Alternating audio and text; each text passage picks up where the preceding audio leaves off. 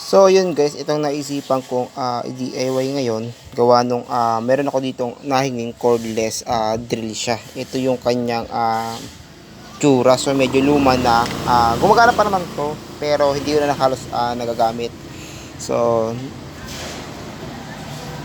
nakarang taon kasi guys ay bumili ako dito ng mga cordless drill at grinder. Ito yung ginamit ko siya pang cut dito sa kanyang kwan. So, may inverter ako dito 300 watts. Yan, ito. So, nalagyan ko dito ng stick glue.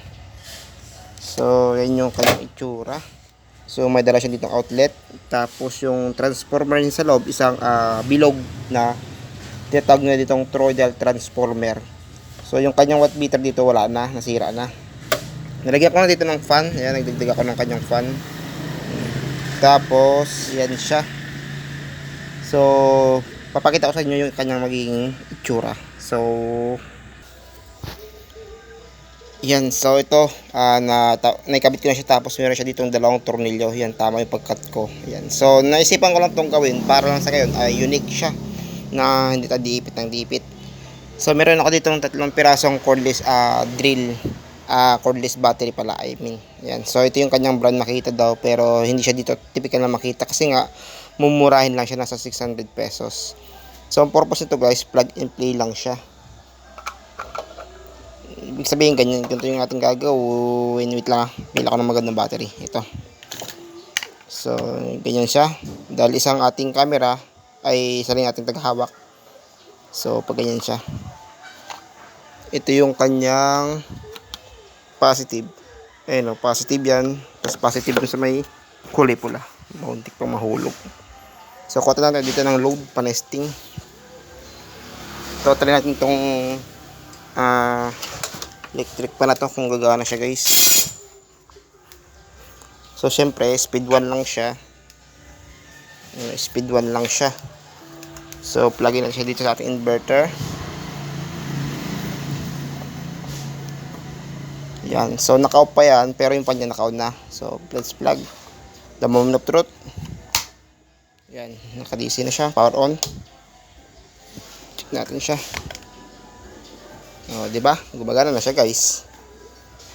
Napakasimple lang, cordless inverter na tinatawag. Speed 2 natin siya. Yan, pagka number 1 medyo mahina lang kasi nga medyo mahina lang yung ating battery. Oh. So, nalagyan ko lang yan ng pang extra blower pero papalatan ko rin yan soon. Ayan.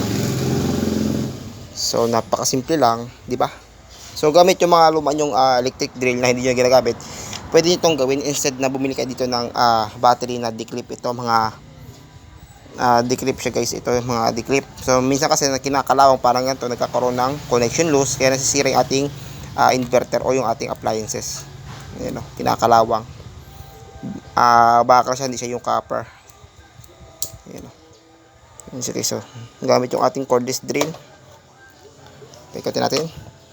Benga. So, in case na walang kuryente o nasa outing kayo, pwede mo itong dalhin. Tapos, bili ka na lang ng maraming ganyan. O kaya yung medyo mataas yung capacity na battery. Ito kasi guys, ay napakababa lang ng kanyang capacity.